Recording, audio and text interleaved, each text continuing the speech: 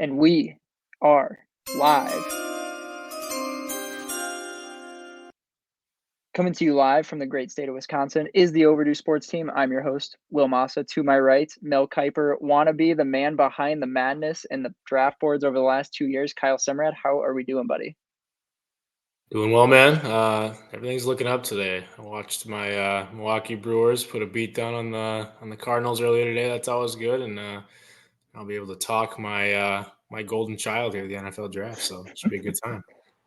For everyone who doesn't know, Kyle's been doing this for God knows how long, but he when we used to live together through college, he used to write down his entire first round and then post it in the living room. He used to just plaster it, and then we'd watch and see how close he got. And he used to do very well. So this has been kind of his shtick since we kicked this up. Is he always comes in for draft season? So we figured we'd get him on for this.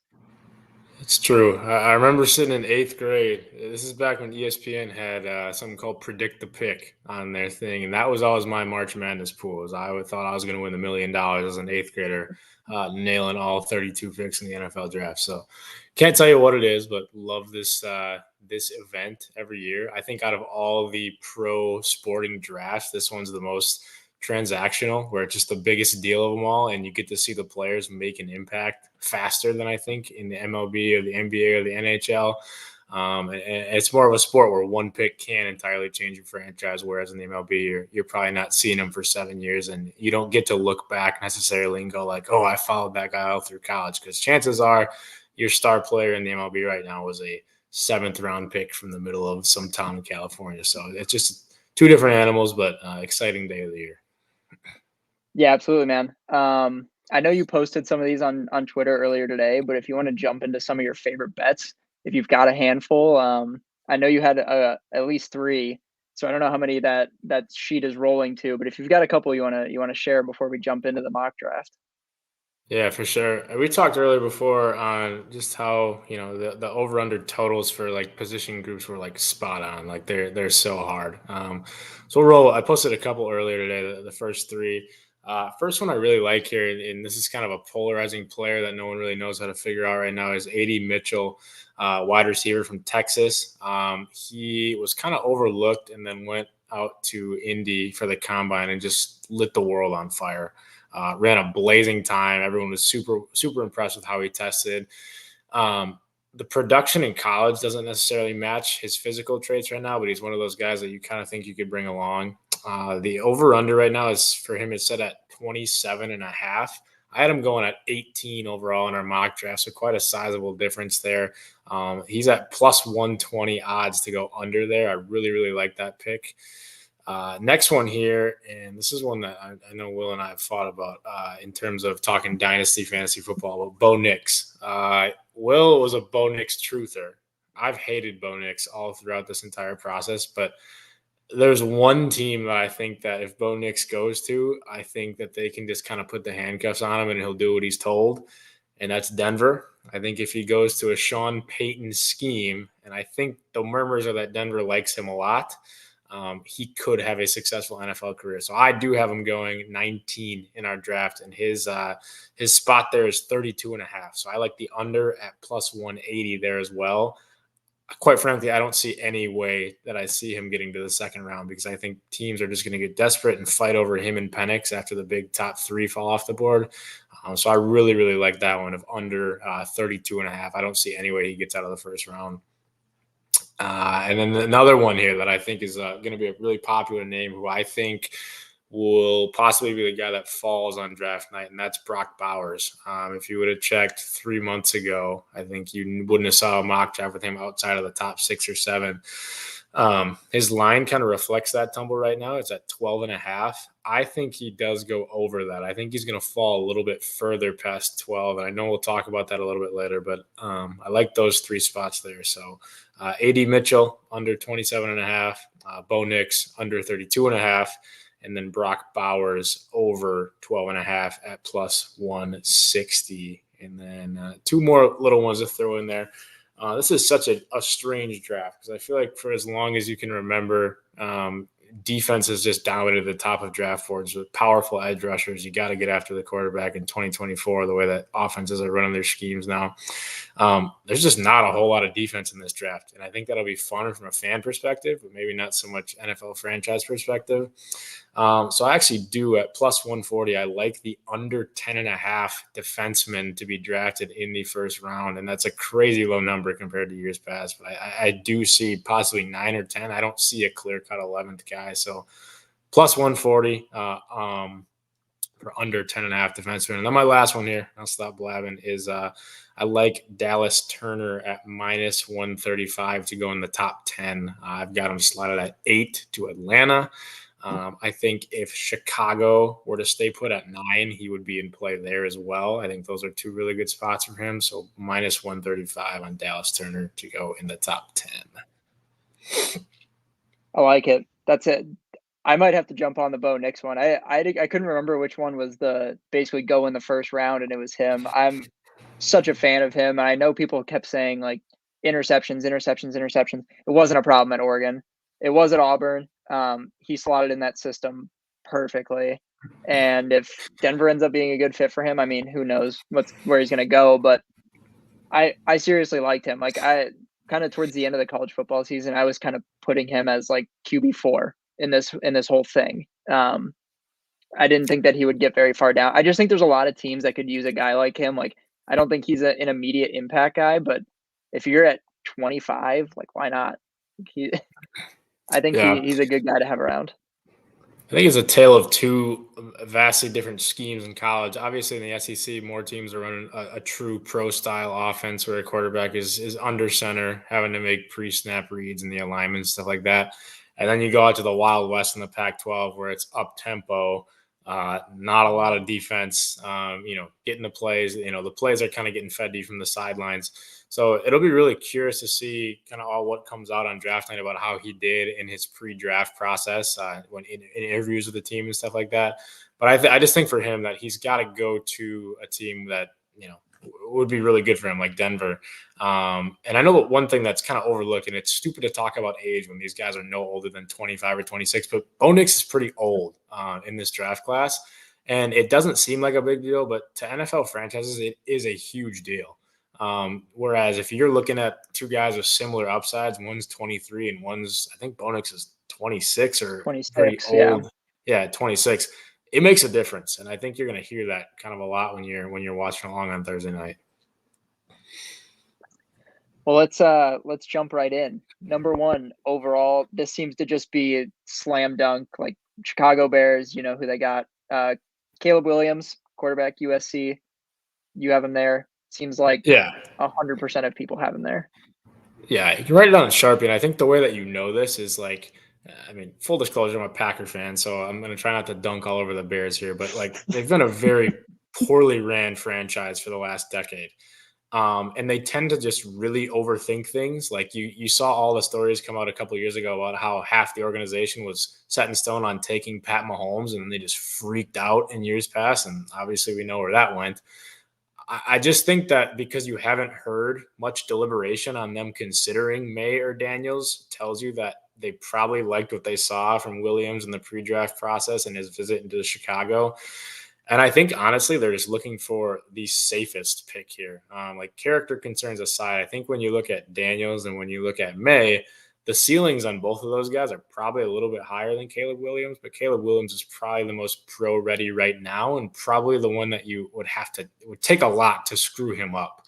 And I think they're just looking for safety and security with so much just crap at the quarterback position in the last couple of years. I've loved what they've done on offense. Keenan Allen, when that guy is healthy, he is the biggest layup for any quarterback in the NFL. He is always open. Especially when he has a running mate like DJ Moore, where they're not going to be able to pay a ton of attention to him. Like the offense is, as much as I hate to say it, it's kind of game ready. And obviously a new quarterback's going to go through his lumps, but the infrastructure is in place on offense for, a rookie quarterback to come in and have a chance to succeed. Yeah. And you kind of mentioned the character stuff. I don't necessarily know that's character stuff with him. Full disclosure, like I do not like Caleb Williams. I'm not a fan of him in general. I hate his attitude. Like It's To a me, different cat.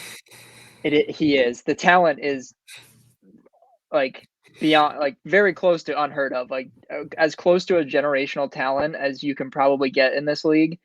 And I just hate like, and I know Pac-12 like doesn't play defense. Like his team at USC was not very good, other than a handful of pieces. I just don't know if he's a winner. He hasn't sold me on it yet.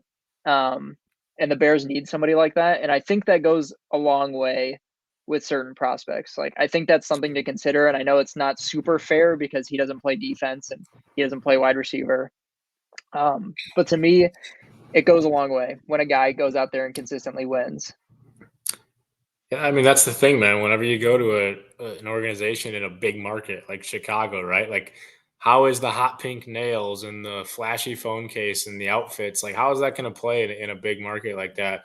I think the one thing that maybe he gets it's a little slanderous towards him is that the O line at USC was atrocious last year. Like Yeah. you turn on his tape and like if you were to look up Caleb Williams' top 10 plays, like he is running for his dear life on every single of the flashy plays that he made. Now, the offensive line in Chicago is not all that set in stone either, but it's going to be obviously better than what he played behind last year. Like I said, I've liked some of the things they did. Uh, I don't really like the DeAndre Swift signing because I think you and I could run for 1,000 yards behind the Eagles' offensive line. Like that just seemed like much more of a scheme-based production for Swift last year than actually the player. I remember watching on Hard Knocks, like he's just so hit or miss. So I think they've put some tools in place that made sense, but then invested in some other areas that just kind of make you scratch your head. So yeah, I mean, I think that's going to be the biggest thing, like you kind of mentioned in the Pac-12 is, it's up tempo. Signs are coming in from the sidelines, just get the ball and go. Is he going to be able to sit behind a line of scrimmage and make pre-snap reads with defenses trying to disguise a bunch of stuff pre-snap? Is he going to be able to handle that? I think that's the one thing that maybe the jury is still out on. Yeah. I like it though. I mean, I 100% agree. Like, I don't see them going. I just think his ceiling above the next two guys is so different that there's no like, even if he ends up not being the best QB in his career, I think you're stupid not to take him one. Like, I think it's just too hard to pass up on. Yeah, it certainly has the highest floor of the three of them. Like, and we'll get Yeah. to the next two in a bit here, but I think the floor as of right now is a lot higher. Yeah, 100%. Um, and I think you hit it really well. Like, even like Cole Kmet is a solid offensive weapon for him. The Keenan Allen signing, I did like a lot. I think he's got good pieces there. It's a good time for him. I agree. Unfortunately, Pushing to the Washington Commanders at number 2, you have them Jaden Daniels, quarterback from LSU. yeah, yeah. I think I kind of got scared because I published this mock a couple of days, and then all of a sudden on Thursday, you saw just crazy line changes in Vegas with Drake May and Jaden Daniels. I think Jaden Daniels like minus 400, and he's down to like minus 160. I think was the last one I saw now. So there's a lot of movement and a lot of murmurs about maybe Jaden Daniels not wanting to be in Washington, but I think that does kind of tip the Commander's hand at like that has been their guy throughout this whole process. I think in the end, they're still going to stay put and have him graded quite a bit higher than maybe they do for Drake May. One of the things that I wrote about in the blog was I think whoever drafts Jaden Daniels, and I think it will be Washington, they have to have a Lamar Jackson like commitment to just doing a total overhaul of the scheme to fit the player. I remember when Baltimore traded up for Lamar a couple of years back. I remember hearing John Harbaugh say in an interview, like when we decided in the war room that like this was going to be the guy, it was a full organizational flip where like we knew that we were going to have to make all these organizational and scheme based changes to fit the player. Now, Jaden Daniels was a much more pure passer in college than Lamar Jackson is, but the athleticism is almost there in terms of like him being able to succeed as a dual threat guy in the NFL as well. He is just freakish talent. Like I love this guy. I could never figure out why early on in draft cycles he was predicted to be like a second round pick. I think as things went on, obviously we're talking about as a second overall pick now, but if he goes into Washington, I mean, you're still dealing with Terry McLaurin and co over there. Like the cupboard's not completely empty there, and I could see them having some quick success right away in Washington should that be the pick. So Yeah, I think he could be a good fit there too. Like I actually like the pieces that they have over there. Like it just seems like Terry McLaurin has never had that crazy outbreak season that his talent would indicate that he should have. And this might be the guy to get him the ball enough to do it. Like they just haven't had anybody to get him the ball enough. In my opinion, anyways. yeah, I don't know if you and feel let's any not differently on yeah, I that mean team, but yeah, and let's not glance over the fact that we don't have Ron Rivera in sitting there anymore talking about how he studies the analytics after games to as his crutch for everything. So I think any new fresh face would have done well there. But yeah, shoot, who's the best quarterback that those weapons, have played with? Carson Wentz, maybe in the 1 year that you saw. Like it hasn't been rainbows and butterflies. yeah, I like it. Oh, Um, pushing to our first trade, Minnesota jumping up to 3, trading with New England and you have them taking Drake May at number 3. Um, I'll I'll actually ask you this right now. I like them to take Penix later on. You have them trading up to grab May. Um, I just want your thoughts on that piece right there between the two of them. Obviously, like Drake May seems to be the better pro style quarterback as far and doesn't have the injury history that Penix has. Um, but I'm curious your thoughts there is why you have them trading up here instead of staying put and going with somebody like Penix.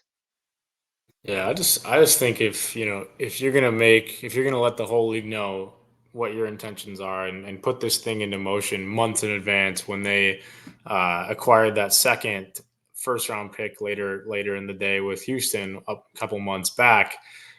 I just think if you're going to take a swing, you have to take the absolute biggest swing. Like the quarterback position is the one position that you don't play around or like with. Like if it takes 3 first round picks, if you're confident that you're going to get it right, like that's a franchise player. Like there's no position in any sports that impacts the game as much as the quarterback.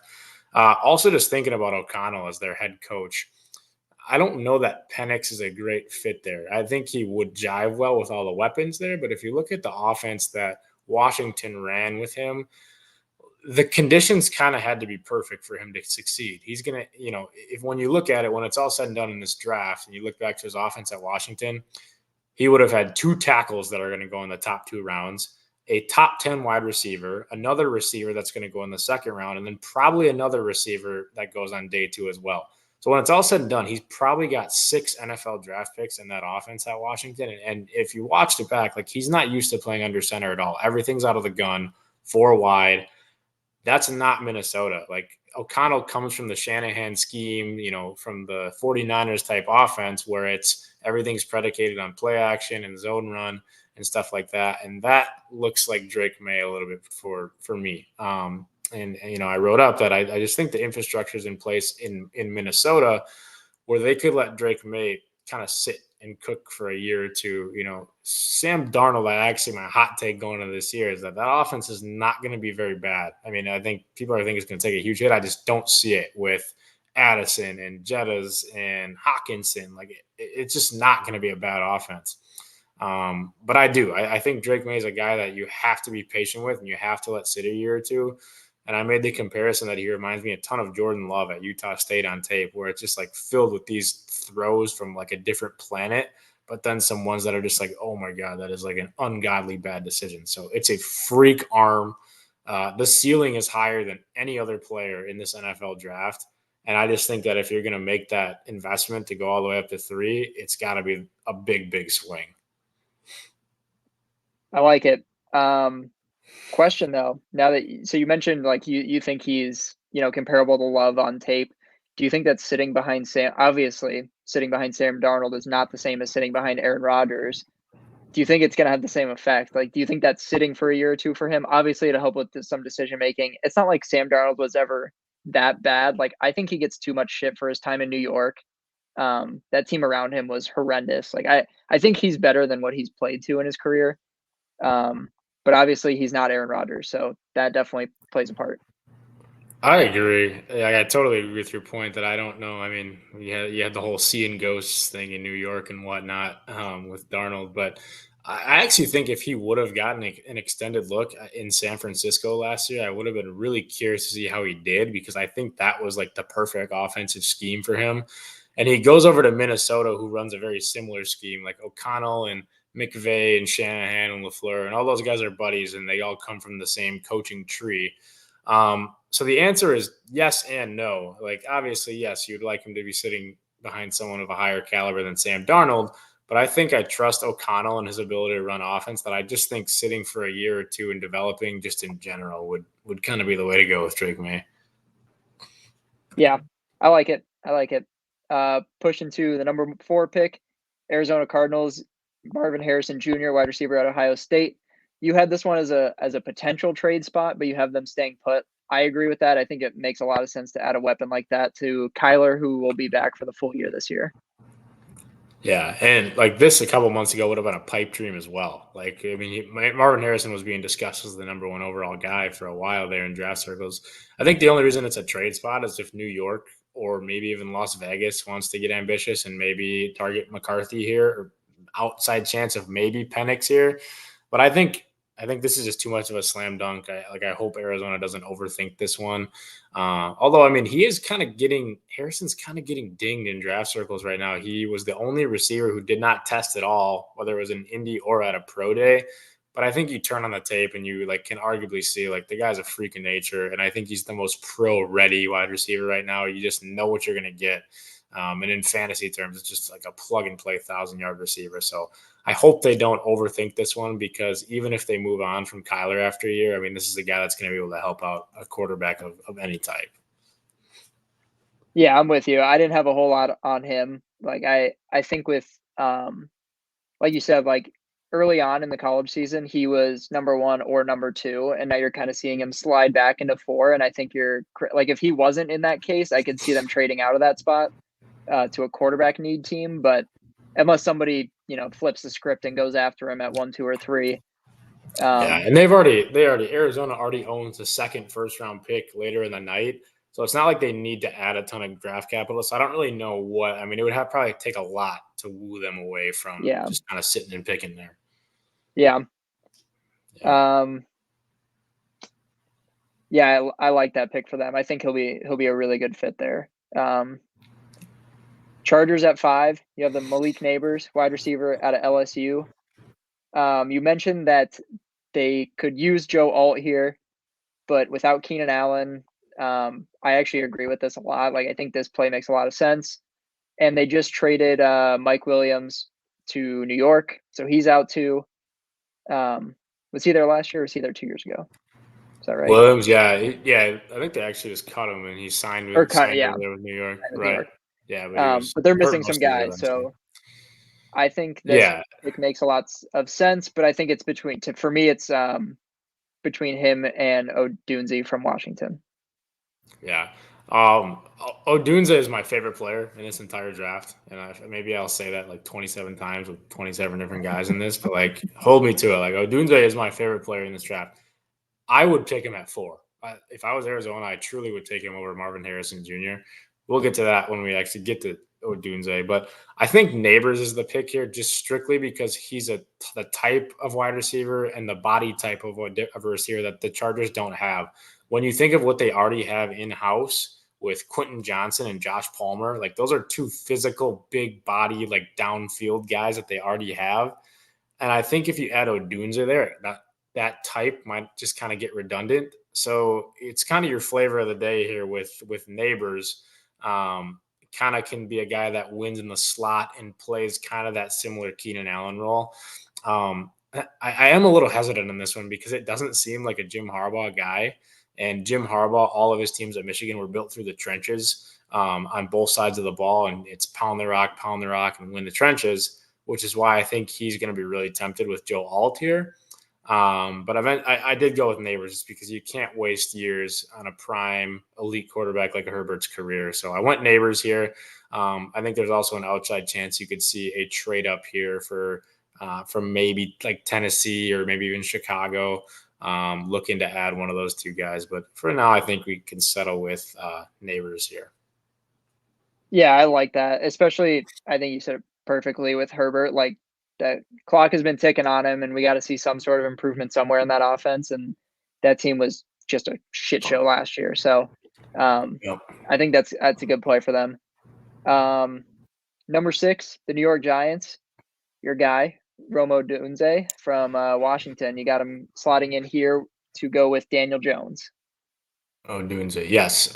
So to kind of touch on what we just talked about here, I just think the size and the speed combination matched with just an incredibly impressive college resume. I think he has a ceiling that Neighbors and Harrison cannot reach should he go to the right situation. Now, you could argue that New York is maybe where receivers have gone to die outside of Odell a couple years ago. But I think this is just kind of this is where I would go if I were New York here. I couldn't get over the Daniel Jones contract and the cap hit that it would take on this team should they move on right away. You could argue that you could still go McCarthy and have him sit for a year. There's just a lot of moving pieces there. But for Odunze there, if you look at all the metrics, he separates better than the other two. He runs routes more efficiently than the other two. I just love the pick there, matched with the thing of Dable and co. Dable being the head coach in New York, they were very, very well represented at Washington's Pro Day this year.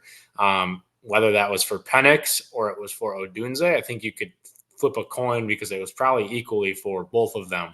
But I know that they came away from Washington's Pro Day pretty excited about someone. And I just think it's probably Odunze at 6 rather than Penix at 6. So that's why I kind of went with that one. Yeah, I agree with you completely. Like that, as bad as that contract is, you can't eat it in year 2. So I think you got to try to do what you can to make it work. And who knows, maybe having some better weapons around him is the answer for Daniel Jones. We haven't seen a ton of amazing wide receivers around him since he's been there. So Yeah. And it stinks because it feels like the Giants are like kind of counter building right now. So they lose Saquon and they lose Xavier McKinney, probably their best defender on that side of the ball. And then they go and swing a trade for Brian Burns from Carolina, maybe one of the best edge rushers in football. So now your front 7 includes Kayvon Thibodeau, Dexter Lawrence, and Brian Burns. Like that's going to be a nasty front 7. But then you kind of go back and you're like, well, what did we lose? So it's kind of just like, what did you gain or what did you lose in there? They're kind of just in a weird spot organizationally where they've got a lot to figure out in these next couple of years. So I think O'Dunes would be the pick here, and you'll hear me talk about this later. I think Las Vegas and New York are going to be fighting to the bone to trade back in probably somewhere in the 20s to land either Knicks or Penix here. yeah, I like that. At number 7, Tennessee, Joe Alt, offensive tackle, Notre Dame. You went out on a limb and said that you think that he's going to be the most all-pro recognized player in this entire draft. Yeah, without a doubt. I think when it's all said and done, if you were to ask me the one guy that I would bet on the most heavily to wear a gold jacket when it's all done, it's Joe Alt. Like, I remember flipping on games on NBC last year when Notre Dame was on. And like, he is just a monstrosity of a man and just manhandles people. He has NFL bloodlines. His dad was a Pro Bowl left tackle in the pros. And, as weird as that sounds, like it does matter. All around sports, you hear him talk about family bloodlines. Like it does matter. Really good technique, really good footwork. He's just going to be a plug and play. Like I'm praying that Tennessee does not overthink this one and doesn't try to go with something flashy because the dude is a stud. Like I could go on all day, but that's just point blank period. If they do overthink it and they fumble this pick, don't go with Alt, who do you think what position do you think they take? Like, do you think that they would spring for an offensive player? Is that what they need? Like, to me, I don't know what they would mess up this pick with. It seems like the first 6 are very heavy skill players, and unless one of those guys slips back, then I don't know that. Right. I don't know if there's anybody behind him that I could see them taking. Yeah, I'm with you. And I think that's the strange part of this draft is there's 7 clear elite players in my mind right at the top of this board. And it just happens that they're all offensive players. I think you're right. I think it would have to be them either trading up a spot or 2 or one of the wide receivers falling down. and them kind of just continuing this approach to building around Will Levis, who showed a lot of promise last year. But they also just went and gave a monster contract to Calvin Ridley. So you kind of, I don't really know where to think what direction that they're going with. It's a new regime there in terms of the front office. So I think they will sit here and go with Joe Alt, but I think you're right. I think after 7 is kind of that fall off where there's still a ton of really, really good players to get excited about, but Alt is the last of the, pure elite guys. Yeah, I just don't know who behind him that they would mess this pick up with. Like, there's nobody to me that Yeah. like makes sense for them to mess this up with. But who knows? We've seen some crazy things on draft day, so we could Yep. see something out of the ordinary. Um, Pushing over to the Atlanta Falcons, Dallas Turner, edge rusher from Alabama. They just picked up Kirk Cousins, and you have them improving on defense here. I think they need a lot. Last year was a revolving door at the quarterback position, and I think Kirk Cousins is about as consistent as it comes when you know exactly what you're going to get year in and year out. I I think he's a top 13 quarterback in the league when he's healthy, and probably not much else there. Yeah, I'm actually really excited about the Falcons this year. I think from a betting standpoint, they would be like my outside, like super outside betting team to win a Super Bowl. I know that's very far fetched, but like if you kind of put all the pieces together, what they have on offense, and now with, like you said, a quarterback that's actually going to provide them stability, it's not a bad roster. You still look on the defensive side of the ball. You got Jesse Bates, you got AJ Terrell, Grady Jarrett in the trenches. Like it's a really star-studded roster when you actually look at it. I just think you got Raheem Morris in there, the longtime defensive coordinator for the Rams, who comes over. Every player that's been coached by him on the defensive side of the ball has just had raving reviews about him. So I think this is a defensive pick for sure. I think 8 is the first clear defensive spot in this draft, just because, like I said, there's not many holes on the offense now that you've got yourself a quarterback. So I think Dallas Turner is probably the pick here. Just needed to get after the quarterback a little bit more, but I think they could go in a couple different directions here. So Nate Wiggins is a guy to kind of keep an eye on as a big boundary corner that they could possibly target here. Or my favorite defensive player in the draft, Terrion Arnold, another corner here. But I think when it's all said and done, this is kind of the one that you're seeing everywhere. He's actually minus 200 right now in Vegas to go at 8 to Atlanta, which is like a very bizarre thing to be so confident in, like the 8th overall pick. Like so many things could happen before that. But I think it kind of just goes to show you the connection that they've had in the pre-draft process. Yeah, and I think it fits in what you said perfectly. Like it's not necessarily like a drop off, but it seems like the top 7, regardless of order, is so clear cut that he just Yeah. ends up being like the top of the next tier of guys. And I like that. I like that Falcons take. Like I'm a Drake London stockholder in Dynasty, and watching like knowing that he actually is going to have somebody that can get him the ball consistently, I think is going to be huge for that offense. Like it's not like they didn't have talent last year; they just had nobody to get them. And you'll get Bijan again in year 2. I like what they're doing over there. I think this year I think you nailed it, especially in that division. I think this could be a good year for them to even. I don't know what the odds are on them making the playoffs, but might be a good look. Yeah. Agreed. Pushing over to the New England Patriots. You have this one, Chicago trading a pick and New England bumping up here, and you have them taking JJ McCarthy out of Michigan. Yeah, this is if this were to happen, this would be kind of the first, maybe like whoa, exciting moment of the NFL draft. Just because it's the Patriots, it's a sizable trade there in round 1, and it's JJ McCarthy, golden boy from a national championship team. You get all the storylines of the second coming of another Michigan quarterback coming through Foxborough. Um, I just think it makes sense here. I think that New England is going to get an absolute haul from Minnesota for that top 3 pick, or someone else if it's not Minnesota. But let's pretend it's Minnesota here. You're probably looking at getting pick 11, pick 23, and I think probably another first round pick in 2025. So when you come away from a trade with that much draft capital, trading up just 2 spots in round one is not going to put a dent in what you've already kind of taken in that King's ransom here. Um, McCarthy just went on his pre-draft visit to New England. Everything that you hear about says that it went really well, and that Minnesota and New England are both really high on McCarthy. So I think this is just a good spot where they can take a quarterback without having to mortgage the future too much, because they did kind of just come away with this treasure trove of picks, and they're still going to have another pick in round one tonight, and then the future doesn't look too bad either there. So another guy here who could sit behind Brissett for a year, and just kind of see where it goes from there. So I gotta ask because another guy that just watching his play style, watching him at Michigan, and I think you mentioned this in the blog, like he just didn't have to do that much in that offense. That concerns me. I actually think it fits the New England play style really well because that defense was really good last year. For how mediocre of a season they had, like they didn't score, but not a lot of people scored against them. So I think in that vein, it helps them. But I do not like what his game was at Michigan. But again, going back to kind of the winner conversation, like won a lot of games, he won a national title. It's hard to dispute that.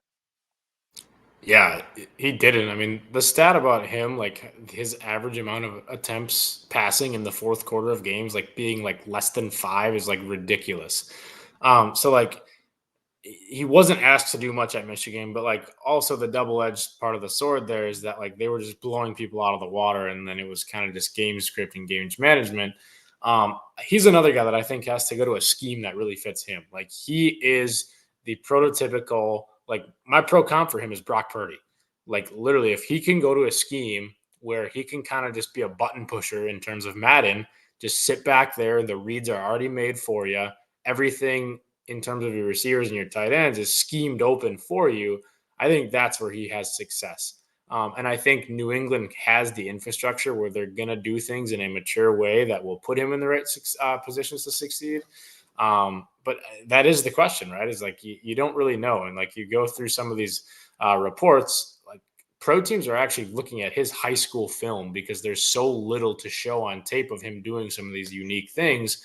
But when you go back into like the early ages of JJ McCarthy as a prospect, you see this superb arm talent and like actually some really good mobility for a guy that you wouldn't suspect it for. So I think there's more in it that you'll see at the pro level, but he's got to go to a situation where he's not rushed into a scheme that he's not fit for right away. Yeah, I think that's the perfect comp for him with Brock Purdy because I see him exactly as a system quarterback. And I know quarterbacks get a lot of shit for that, but if you're a system quarterback, you're a system quarterback, man. Like that's just how some players are, and I think you just got to appreciate the game that they bring. As much as I'm not a huge Brock Purdy guy, he fits really well with that team, and I think McCarthy is another guy. I think you Exactly. nailed it. If he's on the right team, it'll be a really good fit. Yep. Moving on to pick number 10, my New York Jets. You have them taking J.C. Latham, offensive tackle from Alabama. They've already been working on the O-line this offseason. They signed Mike Williams. The defense has really no question marks on it. That's never my beef with this team. But, we go get Aaron Rodgers. He misses the whole year last year. We sign Alan Lazard, his buddy, to do nothing but be his friend. And we signed Randall Cobb, who arguably had a better season than Alan Lazard, which is insane. Well, welcome to I, my I world. hated a lot of those moves, and now I'm stuck with the former Golden Boy of Green Bay. But I I want your take on this because I even wore my Georgia shirt for the guy who I want them to take. I want nothing more for them to take Brock Bowers. I know it's not an Aaron Rodgers system, kind of using a tight end. Um, but to me, it just makes too much sense. But I want to hear your thoughts. I like taking O line because the O line has been a mess since 2010. Yeah, I mean, you're not going to like this, but I mean, when I was thinking through this one, I just simply have no reason to think that Aaron Rodgers is still not calling the shots for that team. Oh, he And is. Yeah, and in a process like this, so I mean, obviously watching every Packer game for my entire life here, when you look at what Aaron Rodgers likes and what he's verbalized many times in the media is he likes true slot receivers. I mean, now he also likes playing with his best friends more than he likes true slot receivers. But like that's part of the reason why he's wanted Randall Cobb as his crutch all along. He doesn't understand that he's washed and he's 6 years past his prime now, but he for some reason loves these true slot receivers that can be a safety blanket for him. And I just knowing that, I just can't see them dedicating a whole lot of snaps to Brock Bowers split out wide and taking up so many of those snaps in the slot. And the other thing with Brock Bowers is he can't block. He's not a traditional tight end, and I think that's part of what people are starting to see in the draft process is that he's not a traditional tight end, and you kind of got to deploy him in the Travis Kelce role of just a true big, powerful, power forward type receiver or slot receiver. But the first problem is you got to become Travis Kelce before you warrant those type of snaps. The tight ends that Rodgers played with in Green Bay, Mercedes Lewis, run blocker, Robert Tanyan could get in the mix, but he's a seam stretcher from in line in the formation.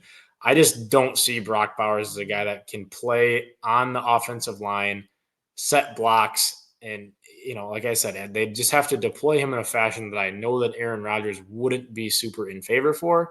Because what I think he's going to bang the table for this year is Mike Williams out wide, and he's going to want to see Garrett Wilson play the slot a ton because he's really freaking good at it. He's really freaking good at everything, but I just kind of see that being the way that it shakes out.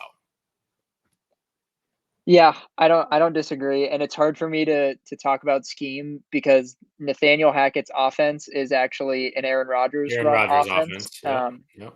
Nathaniel Hackett does not call the plays. Nathaniel Hackett gives suggestions to Aaron Rodgers, and Aaron Rodgers checks everything out at the line of scrimmage. So it's hard for me to disagree. I have no beef with them shoring up the O line. Like preseason last year, that was my dad and I's weekly rant leading up to the season was what happens when we get to week 8 and we're 3 games above 500 and Aaron Rodgers goes down, we miss the playoffs.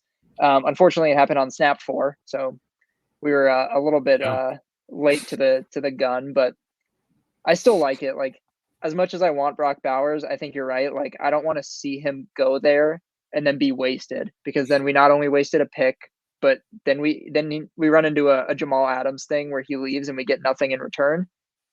Which Jamal Yeah. Adams hasn't ended up being the player that I thought he was going to be, but we still didn't get anything for him at his peak. So Yeah. I still And like it. Latham's really, really, really good. Yeah. He's a guy that I don't think fans of like really any fan base would be like jumping for joy if they took him. But I think the reason it makes sense for the Jets is because he played kick ass left tackle at Alabama in the SEC. Like turn on the tape and he's just bruising people. Like he's not too far behind Joe Alt. But then you get to this thing that he can kick inside to either guard position. So like I don't think it's hard pressed to say that he could legitimately play any of the 4 spots on the offensive line that isn't center right away for the Jets. And I think that's a valuable trait to have. Now, I think they have kind of worked things now where they signed Tyron Smith and they're expecting Vera Tucker back and they like Tippmann at center. But I just think that having that 6 kind of swing tackle and with the 3 guys that they signed, they're good players, but they kind of are like the average age of like 35. Like you're gonna need offensive linemen at some point. And I think right here, I think he's probably one of the top 3 players left on the board, and it just makes a lot of sense given what they had to go through last year. So Yeah, 100%. yeah. Moving to pick 11, the Chicago Bears via the New England Patriots. You've got Jared Verse, defensive end out of Florida State, and Bears trying to make another splash. They make the big splash in the beginning with Williams, and here they are improving the defense after improving the defense kind of in the offseason and towards the tail end of last year too. Yeah. First thing to talk about here is the Bears, even though they have like 2 incredibly high picks in this draft, somehow they have the fewest picks of any team in the NFL draft. Like I don't like it actually breaks my brain trying to figure out how they don't have a 5th, 6th, or 7th round pick in this year's draft. They have 4 picks total. And like, yes, things are looking up now in Chicago, and we talked about that earlier. But like you can't lose sight of the fact that this team was bad enough to get the number one overall pick just 2 years ago. So there's clearly holes on the roster. And I just think that you're going to see the Bears. I think they'd be smart at pick number 9 to trade back and try to add a little bit of draft capital here. And if they can do that, if they can pick up some of that capital from New England, move back to 11, and still pick up a guy like Jared Verse to pair with Montez Sweat on the defense, I think it makes a lot of sense. Yeah, I think you're right on. I think it makes sense for them to continue stacking that defense, especially because like they don't need a whole lot of more help in the wide receiver front. The running back room is good enough, and we'll get to running backs later because I definitely have some questions about the running backs in this draft. But I just think that makes the most sense unless you go O line and stretch for somebody like the kid from Oregon State, Fuaga. But Yeah. I think it makes more sense to go defense here. Um, Yeah. I think this could be a spot for Latham if the Jets don't go there or someone as well, but we'll see how it goes. yeah. Pushing to the Jacksonville Jaguars, Denver trading the pick to Jacksonville, and you have Terry and Arnold, cornerback from Alabama.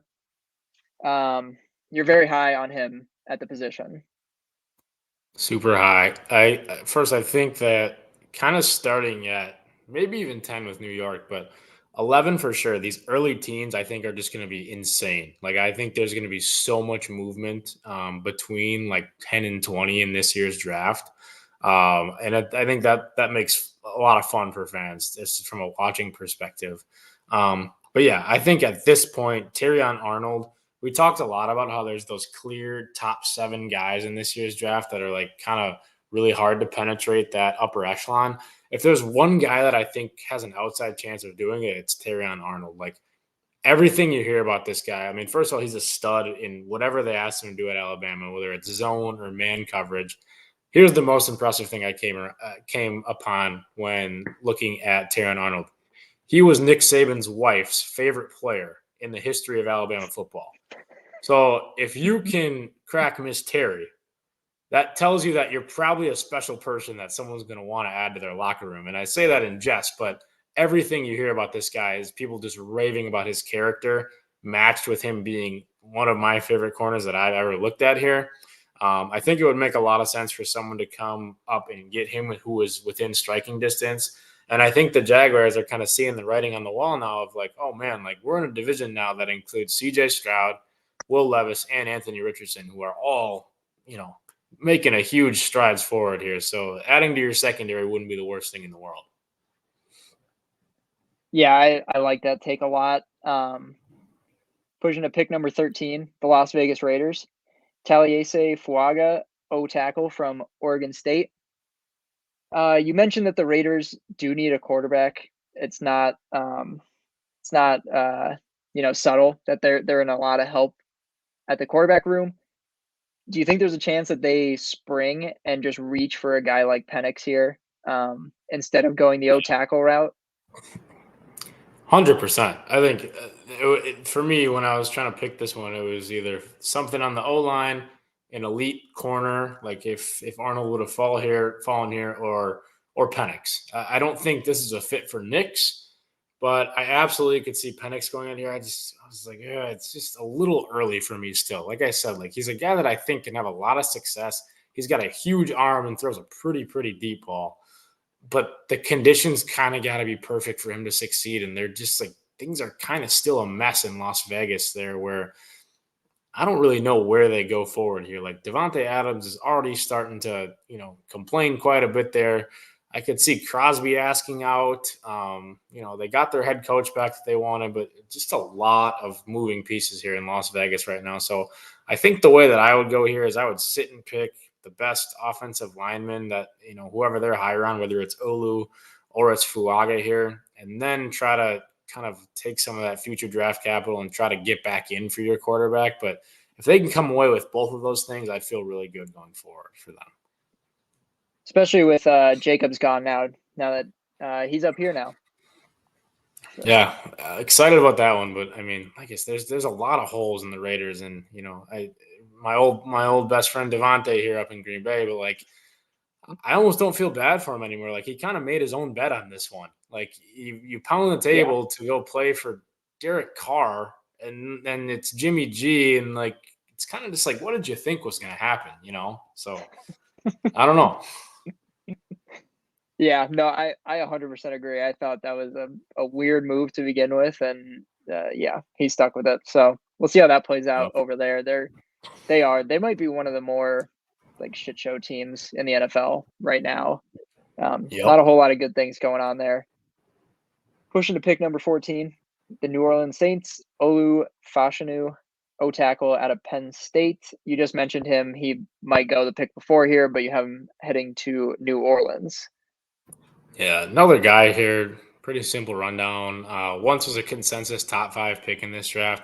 Struggled a little bit against the better competition in the Big Ten, like against Ohio State, but he's a true pass protector. He's not a guy that you're going to ask to kick in to guard or do much in the run game, but kind of just the best player available left for a team that could use a little bit of a guy that's not a turnstile on their offensive line there out in New Orleans. But I mean, yeah, not much to say about him. Just kind of a best player available type thing here. Yeah, pushing to pick number 15. This one, when I first read the blog, I got so excited about this. If we can't have Brock Yeah, Bowers, this is such a fun fit. You have the it'll be Cincinnati sick. Bengals trading from Indy to take Brock Bowers out of Georgia, Joe Burrow and Brock Bowers, and I know. Jamar Chase.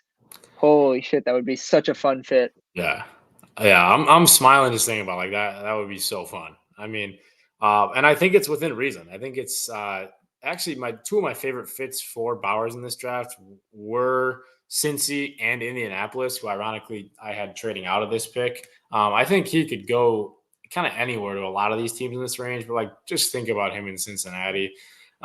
We kind of talked about it with New York. I mean, like if you want Bowers, you're going to get a dynamic player who's going to be a fantasy football owner's heaven, but you have to be able to commit to him in unconventional ways, kind of like in a Kyle Pitts type sense where he's not playing in line very much.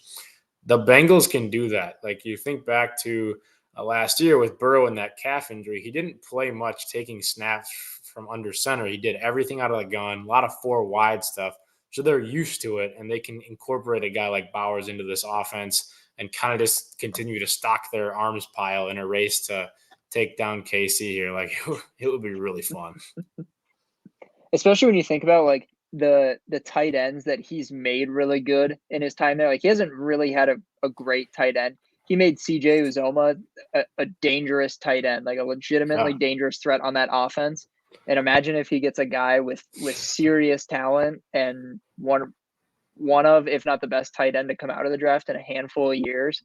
Yeah. That And I could be mean, the other electric. thing, yeah, I mean, the other thing too is T. Higgins isn't really happy with his contract there right now and has kind of Mm-hmm. been floating around the idea of a trade. So, like, should it come to that, I mean, then it is a point where, like, you do need another weapon to add to this offense. So, I think it's kind of a counterbalancing act here where, like, if T. Higgins is back and he's happy, you get all hands on deck for this year and a super fun, plethora of weapons. And then if he's gone next year, it lessens the blow. Yeah, I was actually going to mention that too because that's been floating around since before the season even ended. Like people have almost been writing it off. Like T Higgins won't be there next year, so it doesn't matter. Right. It and nothing has come of it. But if we get closer to the season and that does come to fruition and they do shop him, I think trading up and if there's anything behind the scenes that we don't see that is leading to that, I think that trade makes a ton of sense for them. Yeah, absolutely. Pick 16, Philadelphia Eagles. You have the Seahawks trading to Philly here so they can get Quinion Mitchell, cornerback out of Toledo. You mentioned again that this is just going to be littered with trades all through this section of the draft. Yep, I see it going that way. And Quinion Mitchell, I really, really like this guy.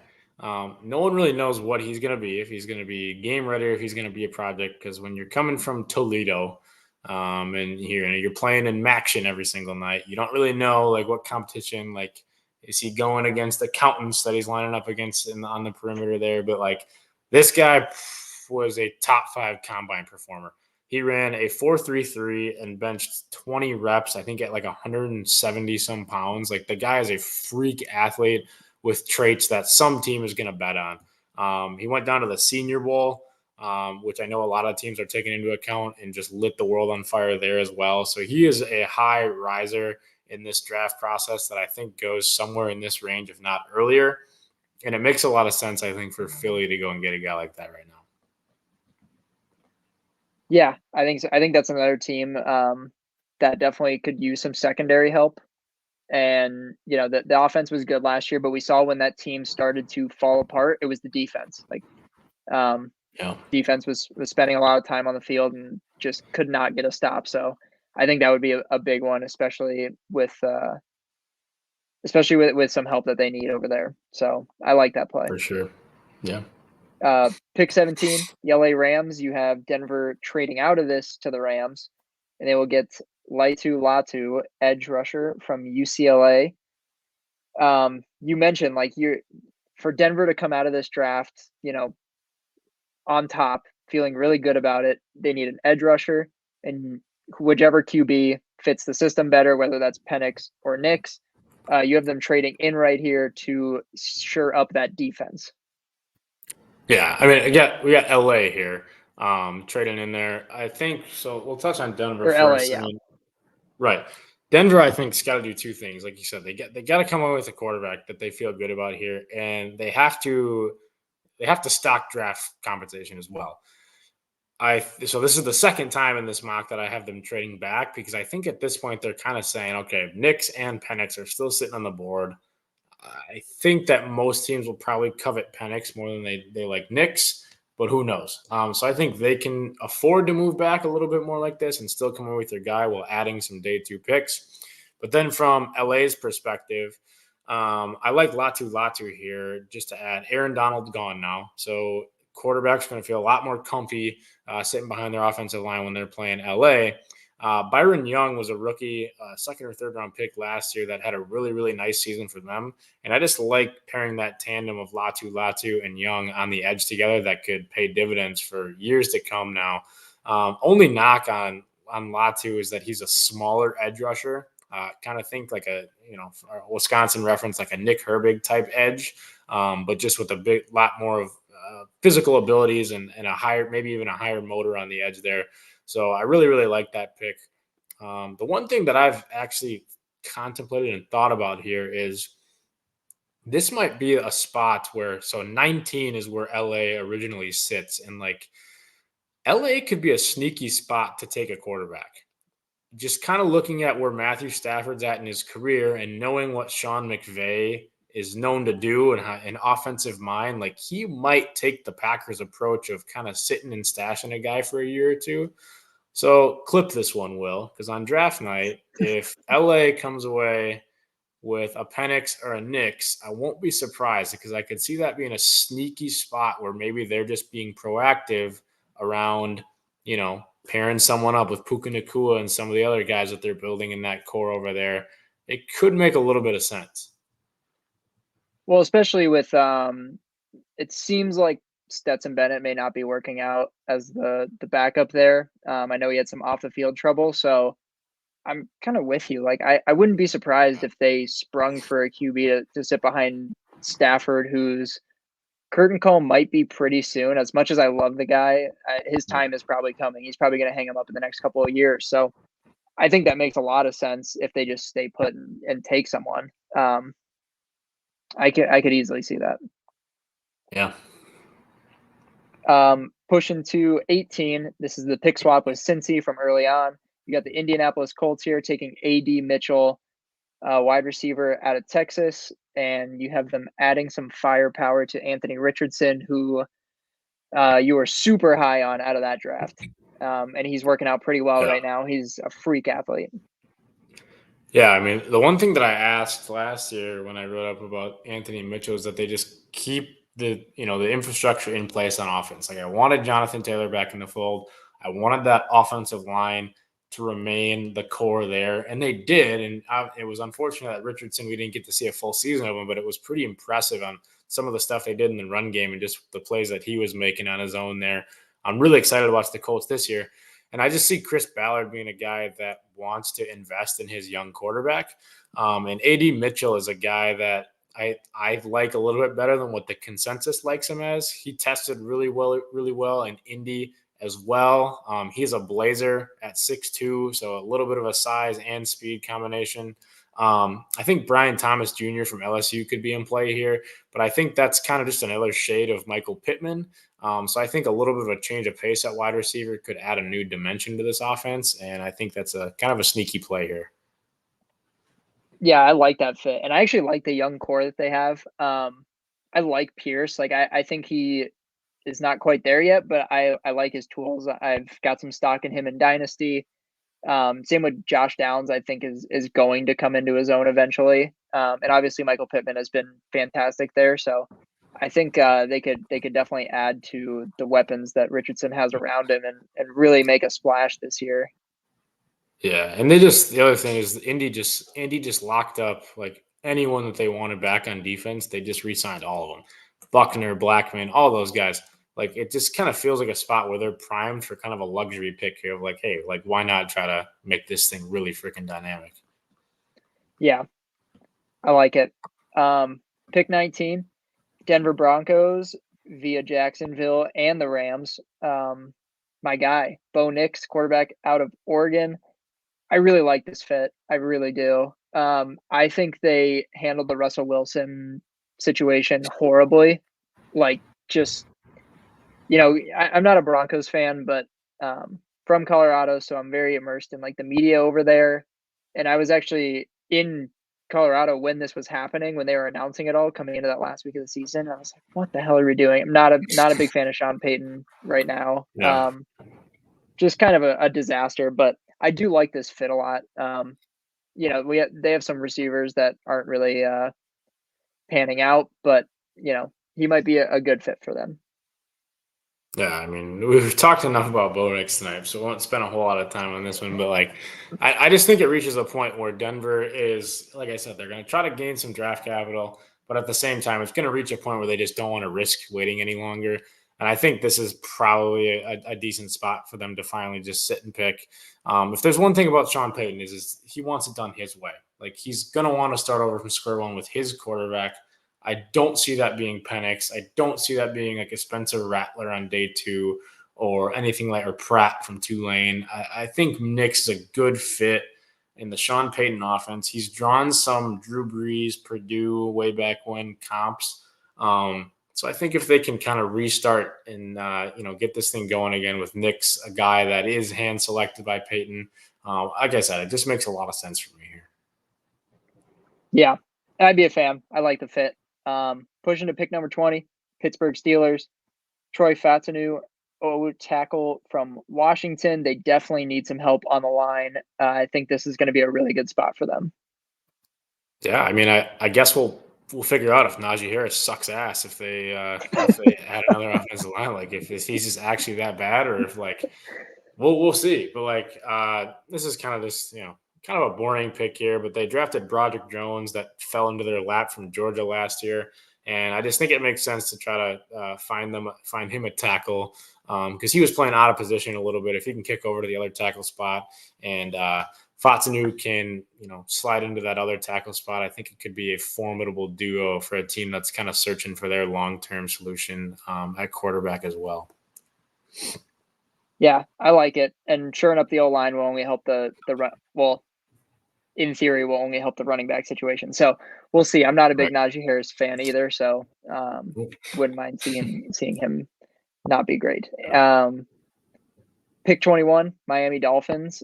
You have Byron Murphy, D-line from Texas. You mentioned that there's a lot of guys in play here that you could like. But Miami's a team that just is, to me, they're so close, but nothing seems to go their way. They're like the Rays. Like they have so much talent, and they just have yet to put it together, mainly because of injuries. Yeah, they're so hard to figure out because they set the world on fire in the regular season, and it's like the offense for whatever reason, just doesn't really translate to the postseason. They had like 3 of their top defenders tear their Achilles like within 2 weeks of the postseason last year. It's just like, what is going on? So there's a couple needs that they could have here. Christian Wilkins just signed elsewhere, so there's a big need in the middle of the defensive line there. So I went with Byron Murphy here. He is a top 10 talent in this draft. There's a lot of character and legal pending concerns going on with him right now. If I remember correctly, they took Laramie Tunsil with the gas mask on a couple of years ago. So if there's a team that's okay with some pending legal concerns, it's probably Miami. So I think they go here with the highest upside guy to disrupt the passer when they're waiting on Phillips and Bradley Chubb to get back from season-ending injuries last year. But I could also see guys like Graham Barton, lineman from Duke, in play here to shore up the interior offensive line. But kind of just went with a guy with a super high ceiling here because Miami, they're kind of just scratching and looking for answers on how they take that next step. And there's clearly a need there as well. Yeah, I like it. Like, I think it makes sense. And to me, this team doesn't have like a lot of glaring holes. So I think you're right in the fact that they can take a handful of different directions here, and it probably will make sense in most scenarios. Agreed. Pick 22, Seattle Seahawks via the Eagles. You've got Chop Robinson, edge rusher from Penn State. Seattle is also in a similar situation to Miami, where it doesn't really feel like they need anything super specific right now. So it could be a best available situation, and if he's on the board, makes a lot of sense. I know you were really high on the way he tested out. Yeah, same thing with Seattle here, and they're kind of head scratching as well there, and it kind of all just comes down to what they're limited to at the quarterback position. Like Geno Stone has been good for them. I mean, great in terms of what he's been for his career, but when you kind of look at the roster around him, they're really good at wide receiver with DK and Smith and Jigba and Lockett. Noah Fant there as a tight end. The offensive line is pretty good. They got Kenneth Walker. So you're like, okay, like offense is solid. Then you go to defense. They've got Witherspoon. They got Tyreek Woolen, guys that take the ball away. Like you're sitting there like, okay, like that's pretty solid too. So like, what is it? Like, why is this team like kind of mediocre with a really good roster here? So there's not really any like blatant holes here. So they've been a team that's been willing to take on projects at the edge rusher position. You think about like Boye Mafe out of Minnesota a couple of years ago. Chop Robinson's like pretty similar in terms of what he did. Tests like an alien from outer space, but just very raw still. But I think it's a good spot to bet on the physical traits and being able to bring him along and be a really solid contributor for the defense in future years. Yeah, I like it. And I think you nailed it like perfectly. Like, that roster should not be a 9-win team, and it seems like on the button every year they're a 9-win team. Like, they just Yep. lose a lot of games they shouldn't, and they probably win a couple that they probably shouldn't either. But it's just they're a head scratcher for sure. Yeah. Pick 23, the New England Patriots via Minnesota here. You've got Brian Thomas Jr., wide receiver out of LSU. He was Jaden Daniels' right-hand man in one of the best offenses there was in the country. And you've got him slotting in with Mac Jones here and the rest of the Patriots. And I know you mentioned like it's the new wave for New England. Like, we almost never see New England with flashy receivers. There's actually a stat like their best receiver drafted over the last 12 years or so is Braxton Berrios, like as far as success in their career. So this team historically has never drafted well at this position. Well, not never, but in our lifetime has not drafted well at this position. This could be the change. Yeah.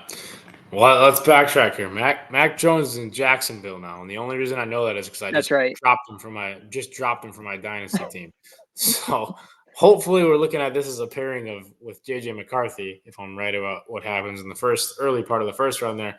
But True. this is another guy when we kind of featured the combine in Indy. This is a guy that I was like, I feel like this guy's going to test like just an absolute freak, and he did. He probably had the most impressive combine. Just because when you look at a 6'5" guy at wide receiver, like he should not be able to move like that. Matched with leading all of college football in touchdowns last year in the SEC, like there's some pedigree also matched with some just insane physical traits that you can't teach here. Now, I think there's going to be a learning curve in the NFL, so you can't freak out. I kind of see his career taking the trajectory of like almost like a George Pickens, where there's flashes of it really early on, but even with Pickens, you're still kind of just waiting for him to be that alpha number one.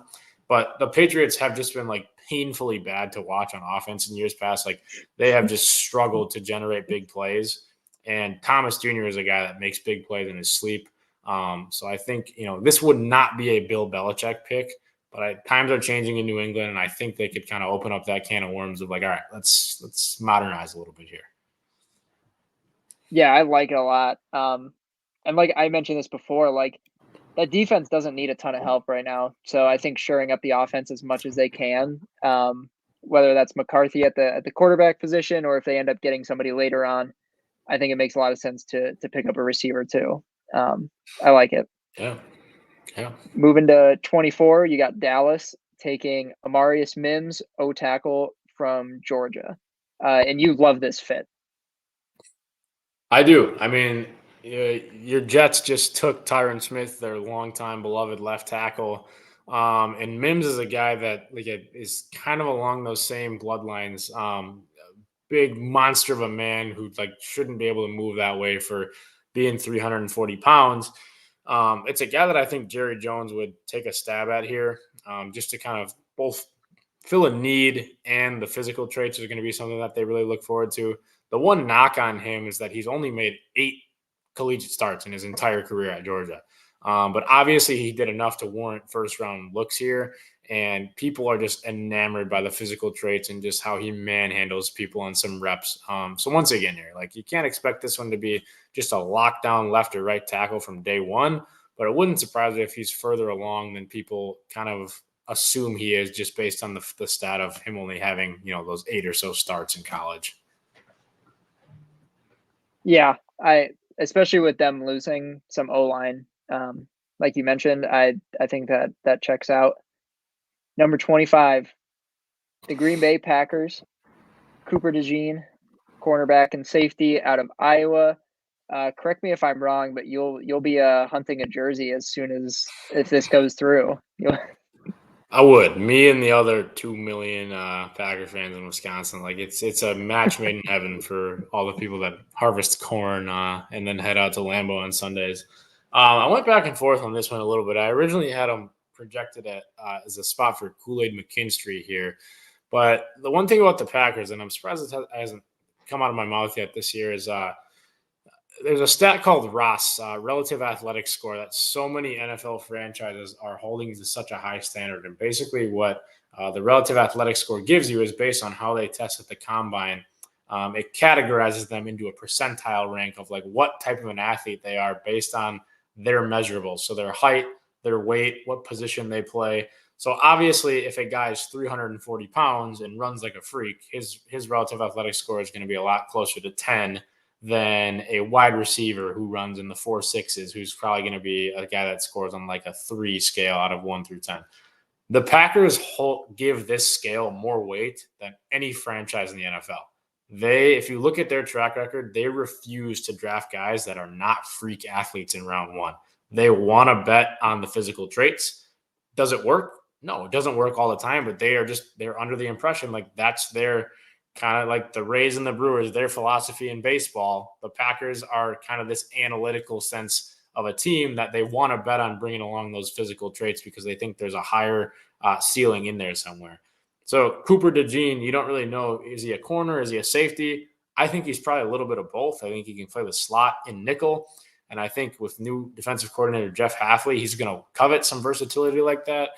And then he aligns with what the front office likes as well in terms of how he tested at his pro day coming off an injury. So I think it'll be a match made in heaven all around here. But he's also a guy that I could see falling off the board a little bit quicker than this. Yeah, I like it. And I think Packer Nation might be in for another fun year. I'm liking what they're putting together. So. I would hope so. Yeah. Love the young receiving core. That's great. Pick 26, Tampa Bay Buccaneers. Got Graham Barton, O-lineman from Duke. And you mentioned that he is super versatile and might be really highly valued by a handful of teams for that reason, where he can slot in anywhere on the line. So he might be going earlier than this, is what I presume that you are kind of getting at. Like if he falls here, it'd be a great pick, but might go earlier. Yeah, I think the kind of the new wave in the NFL is kind of like a concept that, in baseball has been known for a long time. Like you take a shortstop and kind of just assume that the athletic traits are going to be able to play anywhere else on the diamond. It's kind of the same in the NFL now, where people are taking offensive tackles who are probably a little bit more athletic than guards and centers, and they're kicking them inside and saying, okay, if that guy was athletic enough to play tackle, we're going to beef him up a little bit, put him on the inside, of the line, and we're just going to benefit from these athletic traits being able to flow in a position that's a little bit easier to play. Barton's one of those guys that he's played tackle almost all the snaps in his college career, but he has the versatility to be a really good guard and maybe an elite center. So I think, yeah, there's going to be a lot of teams. The Packers could be in play here for him as well. And I could see him really going anywhere as early as like 20 to Pittsburgh. But if he fell to Tampa Bay, I think that would be a great fit for him. They're kind of longing. If you guys remember Ryan Jensen, the big ginger center, just had that mean streak in him. I think he could be a good plug and play guy to replace them and kind of what they've been longing for there. Yeah, I like it. Pushing to 27, the Las Vegas Raiders, getting this pick from Arizona. Michael Penix Jr., quarterback from Washington, finally coming off the board, maybe giving Devontae Adams what he's been looking for in Vegas. Yeah, here it is. I mean, like I said, I think it's going to be the Giants or the Raiders that come back in and get Penix. And the crazy thing is, like, I think this is a good range for him, just looking at it realistically. But when I think it actually shakes out, I think he's probably going to go a couple picks before 27. I think they're just going to have to out of necessity. But I see the Cardinals as a realistic trade partner for someone because I think they're going to have to offer up a future first round pick to even get back into this round because teams are going to know why they're calling. Teams are going to know they want the quarterback of the future, and that is absolutely worth a first round pick. So I think this is a good spot for them. And in Vegas, like if they can come away with an elite offensive lineman that's either going to play guard or tackle for them in Fuaga from day one and Penix at the end of the night, like I'd be pretty happy as a Raiders fan with what we had there. Once again, a guy that I don't expect to play great football from day one. They don't really have a guy. It's kind of Aiden O'Connell, so you don't really want him sitting behind a guy that is only a year in the NFL. But I think if this is the pick here for Las Vegas, Penix is probably the game one starter, and kind of just see where it goes from there. Yeah, I mean, I've always liked watching him play. Like the arm talent is off the charts. The dude can absolutely sling it. I know a big knock on him was, decision making on deep balls and that he doesn't throw the deep ball particularly well. Um, I, I still think he's going to pan out pretty well. The injury health is always an issue. At the end of the day, he's not a super big running quarterback, but comes from the Pac-12. He plays that up tempo, like you've mentioned a handful of times already. Not making a ton of reads up top. So maybe not having Josh Jacobs there will actually benefit them if they're not looking to run the ball as much. He may not have to deal with that. So maybe that does end up being a better fit for him. Yeah, I think that's a good point on the injuries. I mean, you saw him at the end of I can't remember if one of those college football playoff games was the national championship. But I mean, the guy was like on the ground keeling for air. Like he was clearly banged up in, those last couple games he played in college. And I think throughout the whole combine and senior bowl process, like it was kind of head scratching to a lot of people why he even decided to go to the senior bowl, like clearly still nursing like 3 broken ribs. It almost did him more hurt than it did help him to participate in those things, not at 100%. Would he have been 100% healthy? We might be talking about him in that top 10 range right now. But I think somewhere in the 20s is a reasonable spot for him. And I think, in terms of him being able to play right away, Vegas and New York are realistic chances for him to get on the field right away. Yeah, and correct me if I'm wrong, but I felt like early on he was a very heavy top 10 discussion guy in draft circles, kind of during the college football season. And he was kind of a candidate to go to Minnesota in that 7-8 range. And then he seemed to fall off after getting his team to the national championship. I found that to be pretty interesting, actually, because you don't usually see that. You don't usually see a lot of success out of a guy and then seeing him drop, give or take 15 picks. Is that the injury stuff? Like, what's your take on that? I'm sure you saw some similar things that he was very highly touted early on. Yeah, I think it's kind of just like pick your flavor of the day type thing for people who make mocks or GMs in general. Like at one point, like all 5 or 6 of these guys were consensus top 15 picks. And I think that's normal around the draft. Just like people just start overthinking the shit out of things. Um, and I think that's kind of what you can attribute that to. Like you said, some of the concerns about play style and health might be apparent there, but I think this is a guy that, like you said, you put in the right conditions with offensive weapons, like he can sling it all over the field. Like I don't think there's a throw that he can't make on the field, and you can't say that for every quarterback in this class. But like you said, this wasn't the quarterback we saw at Indiana. We saw flashes of it earlier in his career at Indiana, but he goes to Washington his senior year, and like I said, he's got 2 elite tackles, 3 NFL receivers, a good running back room. Like conditions gotta be pretty perfect, and I think teams are kind of wondering, okay, was he a byproduct of his environment, or is this truly Michael Penix generating offense on his own? So I guess we'll see. I like it. Pick 28, the Buffalo Bills, Keon Coleman, wide receiver out of Florida State. No Stephon Diggs, no Gabe Davis. Do you think that they trade up to try and get even a guy like Odunze? Like that's a huge, huge hole to fill now. Even Gabe Davis was really productive last year. And you can't leave, potential future Hall of Famer Josh Allen hanging with no receivers. So I like the move here, but to me they're a trade up candidate and probably have some stock to do it with. Yeah. If you allowed me to make a match in heaven with a team and a player in this draft, it would be the Bills and O'Dunes. Well, I take that back. It would be Terry and Arnold and the Green Bay Packers. But first, be it from an objective, non-biased standpoint here, Odunze would be just phenomenal with Josh Allen. Like that would be so fun. And the cupboard's really empty in Buffalo right now. The defensive side of the ball is still loaded. You still have Josh Allen, so you're obviously still in a championship window, but they really need help on offense there. And it kind of speaks to how bad the culture must have been with Diggs there, where they felt the need to make this move with 4 years left on his contract, I think. Like it had to have just been unsalvageable. So I feel really confident saying that it's going to be a receiver here in round 1, and I could see them getting really aggressive. But I think a lot of the things that I've been seeing here is when Kansas City traded up to select Patrick Mahomes way back when with Buffalo, that trade kind of looked like it was the 10th overall pick, a 3rd round pick, and a future first at the time. So I think if Buffalo wants to get in the range to get Odunze here, it's going to take them giving up this year's first, a future first, and probably a day 2 pick. So it's going to be just kind of, do they want to do that or not? So I guess we can talk about the guy that I actually had being mocked here then is Keon Coleman from Florida State, a guy that kind of has fallen because he didn't test super well, but his play speed shows up on tape. And they actually had a bunch of metrics at the combine of, when he wasn't actually running his 40, when he was actually, taking place in drills.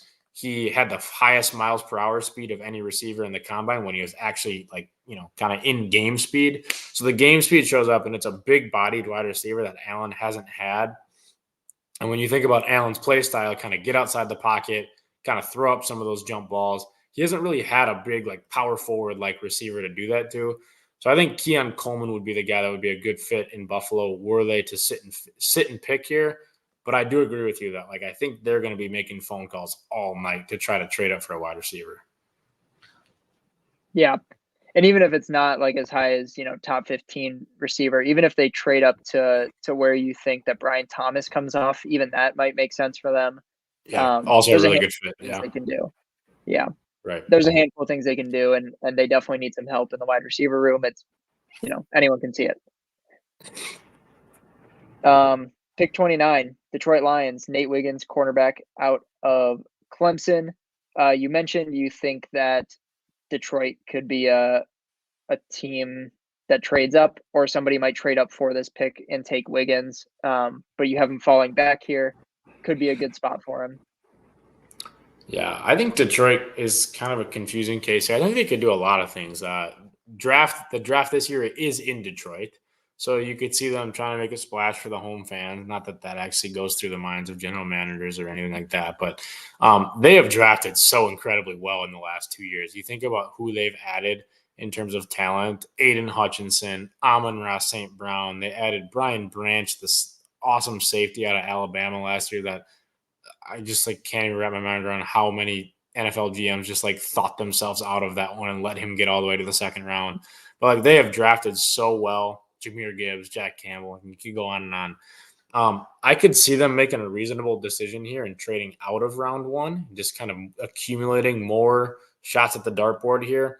But if Wiggins were to fall to them, um, they just recently had a cornerback that turned into a felon and is now in jail. So they have an obvious need at corner, and Wiggins is a stud. It's just a matter of who wants to take a chance on his freakish traits earlier in the draft. He ran a 4.33 with a pulled groin, which is just stupid when you hear. And he's a true boundary corner, like that. The speed just impacts the game. So I would love this pick for anyone really from the late teens all the way down to where I have him at Detroit. But I could also see Detroit not picking in this spot at all. Yeah, I think you hit it on the head. They're another team that is getting really close, and a defensive player with really good tools like that, with speed like that, might be the difference maker. Um, You think Dan Campbell got a talking to about his decision making down the stretch there? I don't Should have know. been in a I Super Bowl. it's so it's so back and forth because like they were at that point because he did that all season, right? Like it worked a lot during the season and it didn't work when it mattered. And it didn't work the last time, which is what people are going to look at. Um, if you ask me, it was the people were pissed that he went for it at the end of the. I think it was the first half and then the fourth. The stupid one was the first one. The second one made Yeah. sense, and everyone was like, "He's Yeah. doing it again." I was like, "He should be Yeah. doing it there." The first one was Yep. ran yourself into that one. I don't know. I Yep. thought the hate was a little bit unnecessary, but I get it too. I mean, I'm not a Detroit fan, so I, can't speak on it myself, but I Yep. back and forth with it. Pick 30, Houston Texans via Baltimore. Jerzon Newton, D lineman out of Illinois. You have the Texans trading out early with Minnesota, and then they had a big offseason. They picked up Diggs, and obviously CJ Stroud was nothing short of incredible last year. So you think they're adding on defense? Yeah, this is a super fun team that I'm really excited to see where they go.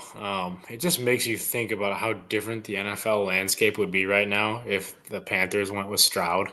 Like it would have changed so many things for the league.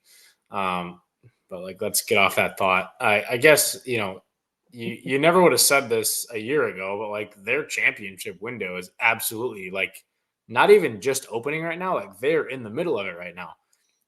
It was interesting what they did with the Diggs deal. So they swing the trade with Buffalo and kind of get into this win now mode. But then they voided all the future years of Diggs' contract and strictly made it a 1 year deal. So they're only guaranteed Stephon Diggs for this year, meaning like you kind of have to approach this as a 1 year championship window, considering as far as they got last year. The offense is game ready to go. They added Joe Mixon, a veteran guy, alongside CJ Stroud. You got Nico Collins, you got Tank Dell and Diggs now. Like that's going to be a nightmare. The defense, I think, really took the attitude of their head coach, D'Amico Ryans, who I just loved what he did there as a first year head coach in Houston last year. And Jazon Newton's a guy that I really like. He's undersized for the nose tackle interior defensive line position, but he is just a bowling ball. I watched him wreck 3 games against my Wisconsin Badgers, just absolutely destroy our run game. And as you know, if the Badgers can't get the run game going, it's lights out. So I labeled him a future Packer about 2 years ago. Um, Don't think that that's necessarily the case this year. He had a pretty bad foot injury that I think has slid him down some boards, but he tested really well in a recent pro day that I think actually happened this week or last week. And I think it just makes a lot of sense for the Texans to add an area of need here. And he's a dynamic guy that at this point left in the first round, there's not a whole lot of like true day one difference makers left, but I think he certainly could be one. I like it, and I think you're 100% right. That Diggs deal to me says that they know what was happening in the locker room in Buffalo. If it seems to be that that is an issue with him, locking him in for 1 year, and maybe if he is an issue, then you're not swimming in what Buffalo was. So that could have something to do with it too. Obviously, I Yeah, I don't mean, know, but you put guys in a contract year where they know they're due for free agency and can make more money next year. You usually get the best out of them. So, is that yeah, the best deal? Like, I don't know that wiping three years off of a guy you just gave up pretty high draft capital for is the answer. But I mean, we'll see how that one plays out. It very well could work out in their favor. yeah, 100%. 31 for the Super Bowl runner-up, San Francisco 49ers, Jordan Morgan, offensive lineman from Arizona. Obviously, this team is loaded and arguably could have, should have won the Super Bowl last year. They're going to be in the mix again this year. There's no doubt about it. They didn't really lose a whole lot. You think shoring up the O line for Brock Purdy and co is the best move here? Yeah, a team that has so few weaknesses up and down the entire roster. Um, the right side of the offensive line was a bit of a struggle last year, and you figured you wouldn't ever say that with the Niners, who are known just to beat you and bruise you down and maul you in the run game, and then all of a sudden have these dink and dunk layups in the passing game, and just like they're the most frustrating team to play against in the world. Colton McKivitz on the right side was not great last year. You saw in the Super Bowl, and you saw in the Green Bay playoff game and the Detroit playoff game, like they were able to get home to Brock Purdy and truly affect him as a passer, to where we saw him play like an MVP throughout the most of the regular season, and then all of a sudden became this like skittish, second guessing passer in the pocket because he knew the right side of the line was kind of collapsing. Jordan Morgan is a guy that I'm a lot higher on than a lot of people that I've seen, just because I think he can play the tackle or the guard position. I think he's probably a better guard. But like Green Bay and like a lot of these other teams, like we talked about before, San Francisco is a team that covets offensive linemen being able to play multiple positions. And their run scheme is more complex than any other team's run game in the NFL. And when you have Christian McCaffrey, who reads holes like that so much better than everyone else, like you can do stuff like that. And I think Morgan's a guy who can just do a lot and be a really versatile piece for them. And it just makes a lot of sense here. It's a 49ers pick. Yeah, I like it.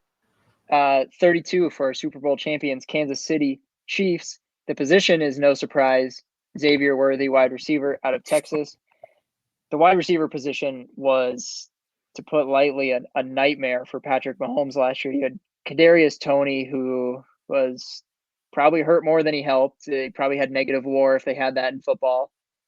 Sky Moore was about as unproductive as it came, even though some people were high on him coming into the year. It was really Rashee Rice and Travis Kelce, who to me has lost a step, and you're probably going to see him take another step back this year. Um, to me, this might be. I don't know if you agree. They might be a trade up candidate. I don't know what their draft capital is in future years or in this draft. They need help at the wide receiver position.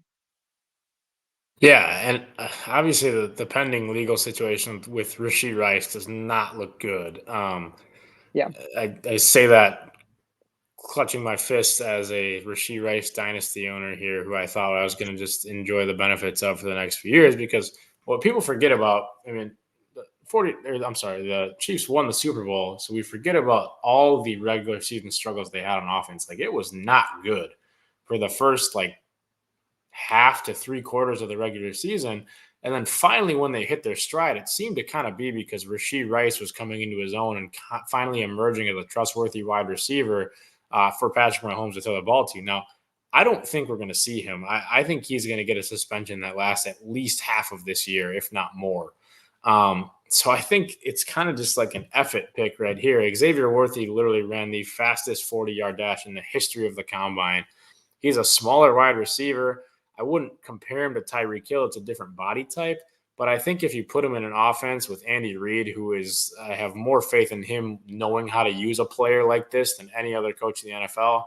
I think they could do a ton of fun stuff with him, and it would really make sense here.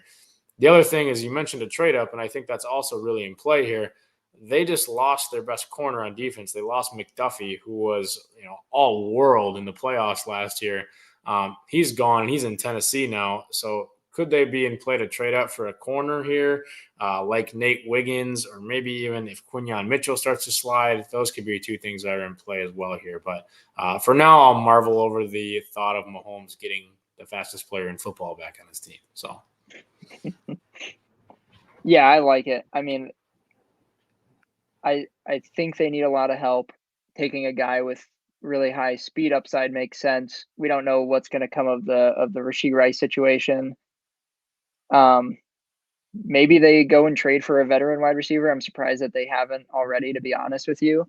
But that's I think positionally, I think it makes more sense than probably a lot of these picks. Like it's super obvious that there's a wide receiver here.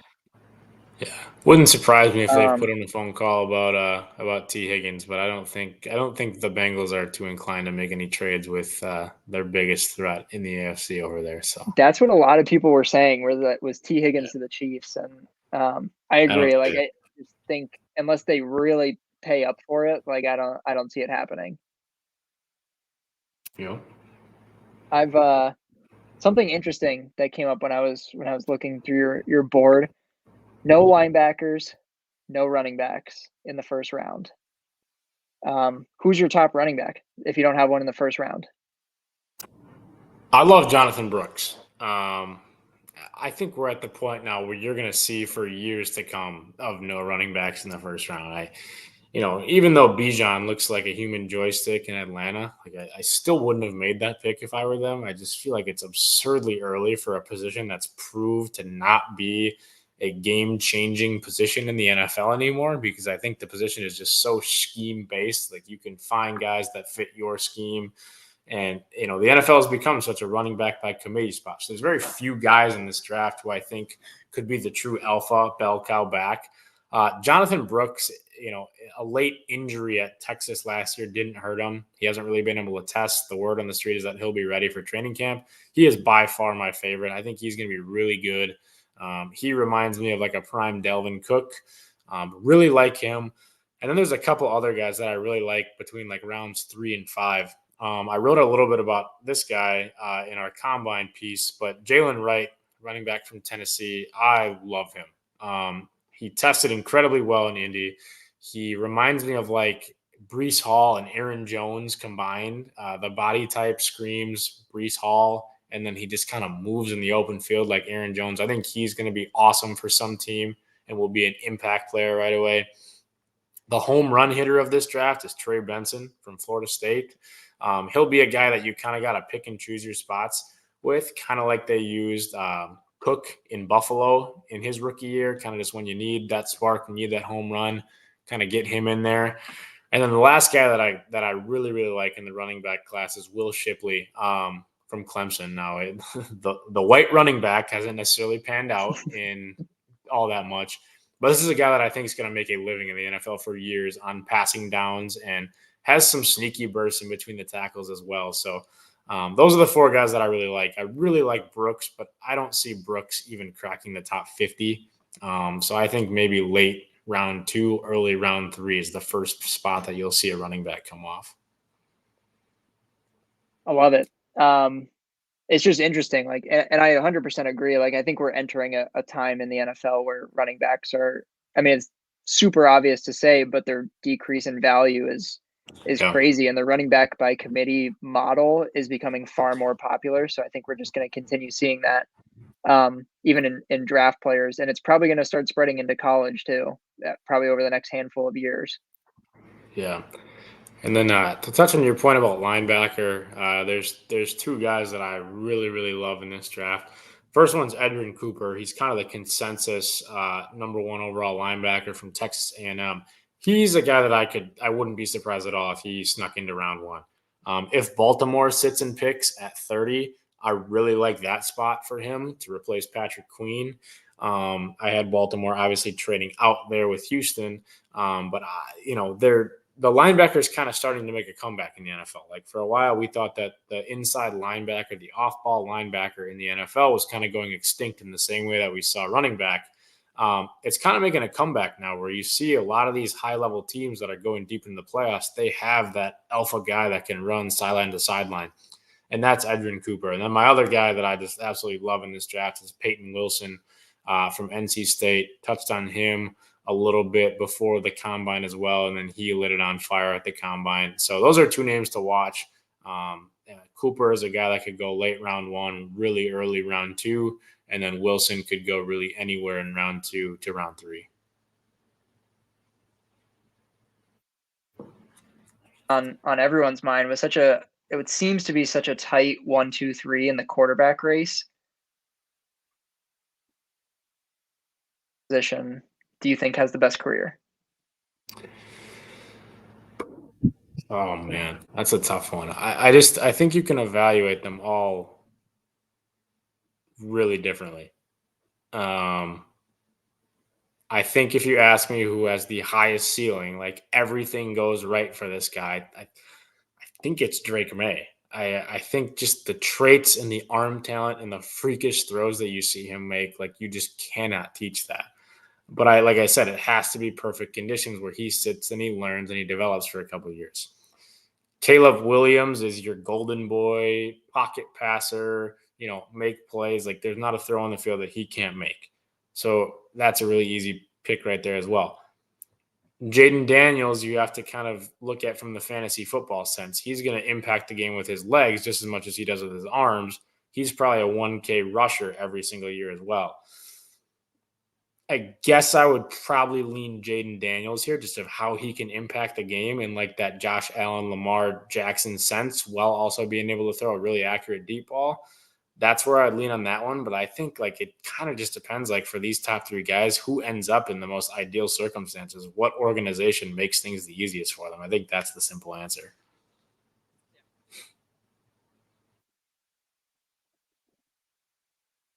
In this draft, and if so, how many? You kind of cut out there. I'm sorry.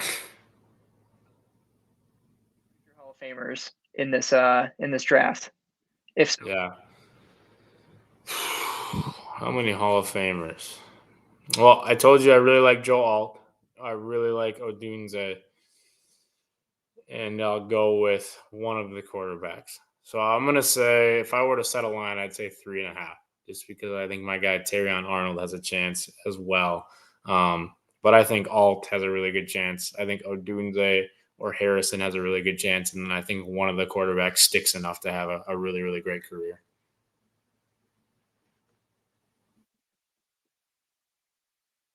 Wrapping up our first round mock with the man behind the madness, Kyle Semrad. Thanks for hopping on and breaking down every single pick like you do for us over the last couple years. Be sure to check us out on Twitter at Overdue Sports. We'll be running this episode and the blog and some draft boards throughout the week leading up to Indy. I know Kyle will be tweeting a lot on draft day. It's Disney World for this time of year. And check us out, overduesports.com. Share the video with people who might disagree with us. Let us know what you think and if your favorite team made the right choice here. Any closing thoughts, Kyle? Yeah, it's been fun. I mean, I gotta coach my high school baseball team on draft night. So if I get a speeding ticket on the way home, you know why. What I'll say though is this is the first year. I mean, and I'm not that I'm like uber confident in all this stuff. I expect to be so wrong this year just because I think there's gonna be so much movement. And I think if you're a fan, this is gonna be a must watch draft this year. Because I think the board is just gonna be littered with trades. I think there's gonna be so much movement. And I think naturally any year that you have this many fun offensive skill players that you're going to be able to see right away from game one playing for your franchise and lacing them up. I think that's naturally fun as well. So it should be a fun ride on Thursday night.